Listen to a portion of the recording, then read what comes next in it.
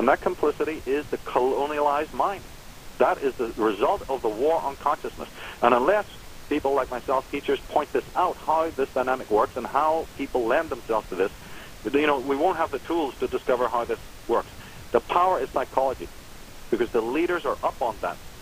They are absolutely It's going to be very interesting, Mike. And because people have been leaving consciousness at the door, they haven't studied it correctly. They, therefore, do not have the manual to fix the problems that are. We know that there are these problems.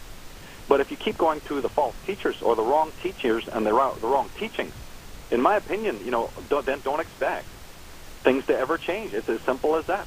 The secrets of all that's happening in the external world, and I mean all of it, everything that happens in society, and you don't need to be Wilhelm Reich to work this out, that consciousness affects matter and consciousness affects society. Hitlers and people like that are voted in. All forms of tyranny are a manifestation of what's going on in the temperament of the human psyche. And, I'm not the first to have said this, but certainly within the conspiracy movement, we need to revamp this idea and get around this instead of stop pointing fingers. And also, what do I mean by pointing fingers? I mean, stop dilly-dallying in the political game.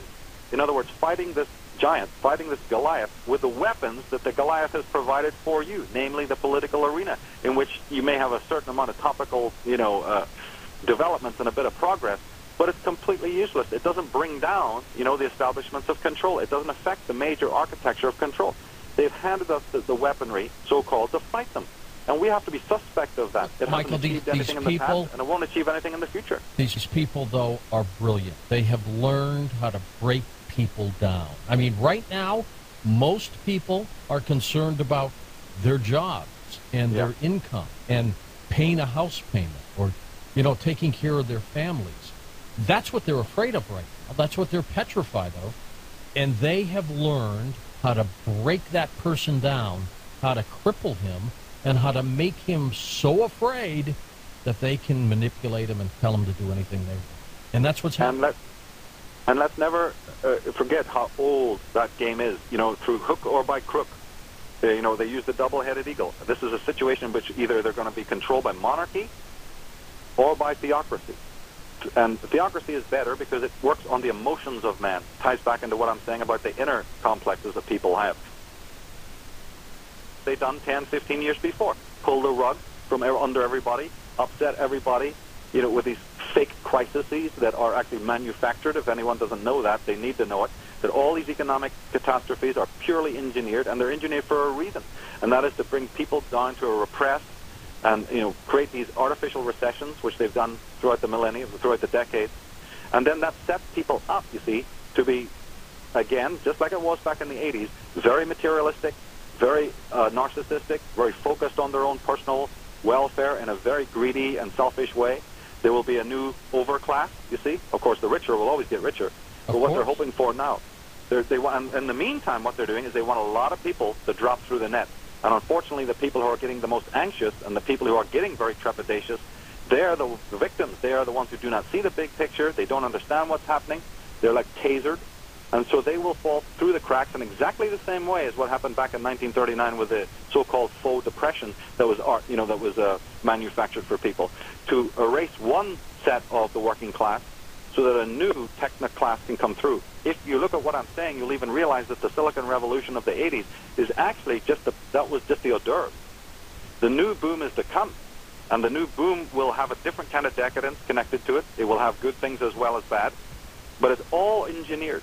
And you always know this because a few years before, they upset everything and put people into complete meltdown, both psychologically and financially, in order to clear the way for the next program that they're going to unleash.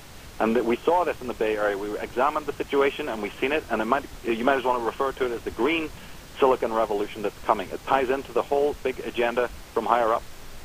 Well, if you want to catch a fish, Michael, you don't reel it in really fast. You do it in a very nice, methodical manner, and that's what they're doing to people. Well said. How do we deprogram ourselves? How do we fight the control? What do we do? Go to the right teachers. And for me, that's always the Jungs and the Freuds and the Wilhelm Reichs and even the Ayn Rands. Go to the right kinds of teachers. That doesn't mean believe everything they say. That doesn't mean that they're right. But we need to look at man as the individual of who he really is in sort of distinction, from his roles, from all of the things that he's bought into, because as you said earlier on, he's concerned about his security, and that's fine.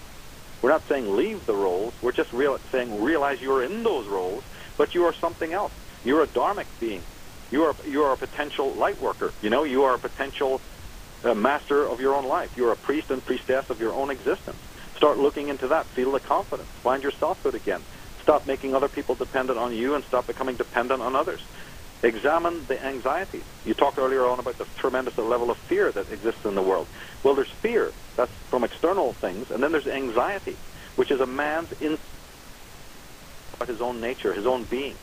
And as we said, because of this colonizing power of monarchy and autocracy, man has been shaken to the foundations. His psyche is mutilated. So he needs to start looking back. We all know we got 2 legs, 2 arms, and a head. Anyone can tell you the anatomy of the physical body. What is the anatomy of thinking? What is thought? Who's thinking about thought? There's a whole anatomy of the mind. There's a whole anatomy of consciousness that needs to be, again, reviewed. There's been a tremendous war against not only the simple pleasures and the simple morals.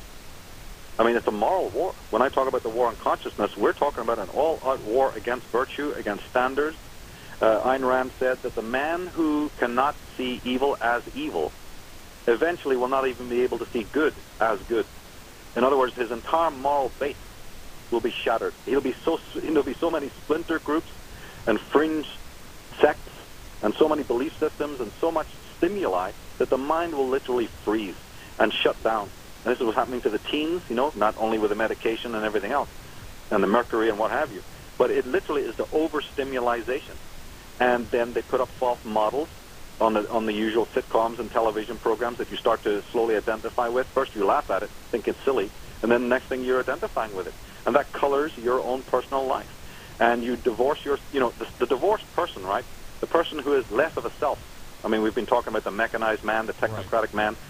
That is a humanless man. And so a man who's lost his own reason, who's lost his own humanity, can hardly treat his neighbors or his children in a human way. He doesn't even see them as people or persons anymore. He sees them as a possession. In other words, he becomes a little tyrant in his own family unit as the big brother is a tyrant over him. He ceases to relate to his own children or his wife or his husband as a person. And it's just it's an appendage. It's a piece of furniture. And this is what is happening. Then, of course, the teens will rebel against that because they demand to be treated as people. And when they're not, then they will become fractured and fragmented and apathetic as we see them being today. And it's the loss of the core values which these Fabians and these, ministers of the British Crown and whoever else you want to put in the picture here have been working wonders through their different institutes, of which many I could name, in this country and throughout the whole world. The whole world is becoming globalized. We were shooting in the Balkans. Part of our film was shot in Macedonia and also in Serbia in the earlier part of this year. And we saw the same thing there. We saw the same dehumanization there and the same sort of corporatization of the entire world and the same psychopathy. So it's not just, common to one country. It's all over the world it's becoming this way. Where are we headed? Who's behind this? And how do we stop it? Well, Sherry, that's a very deep question, and I think that it's very, very important for us to start to examine how we personally bring about, each individual brings about the kind of life that they experience, because it really is a subjective thing. And the miracle, we're not seeing that. The sorcerers who rule us, right, have made sure that we lose sight of the magic, if you allow me to use those terms.